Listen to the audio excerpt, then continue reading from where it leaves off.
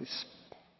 Merci, Monsieur le Président. L'Union européenne a rejoint la CITES il y a 11 mois maintenant. L'avancée est essentielle pour nous, mais bien évidemment, le travail reste immense. C'est un petit peu comme si à chaque fois que le sort d'une espèce s'améliore un peu, je pense par exemple à celui des pandas géants, ce devait être une autre espèce qui vient s'ajouter à la liste rouge de l'UICN des espèces en danger critique d'extinction.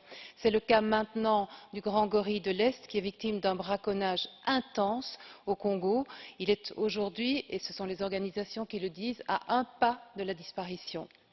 L'Union européenne, c'est le cas de le dire, a un rôle essentiel à jouer à la grand-messe qui va s'ouvrir à Johannesburg. Elle doit oser bousculer certains de nos partenaires stratégiques, je pense à la Chine, je pense au Japon, et mettre à l'ordre du jour, cela vient d'être évoqué par Madame Girling, la question sensible du commerce d'ivoire d'éléphant, de cornes de rhinocéros et d'os de tigre. L'Europe doit aussi montrer l'exemple en tant qu'important marché de transit.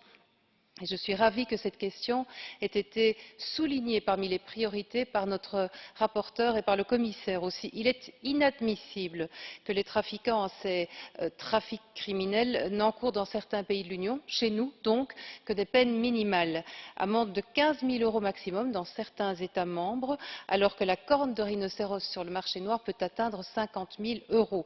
Les sanctions doivent être harmonisées et réellement dissuasives. C'est en termes un peu plus directs, je conclus, notre article 50 dans notre résolution.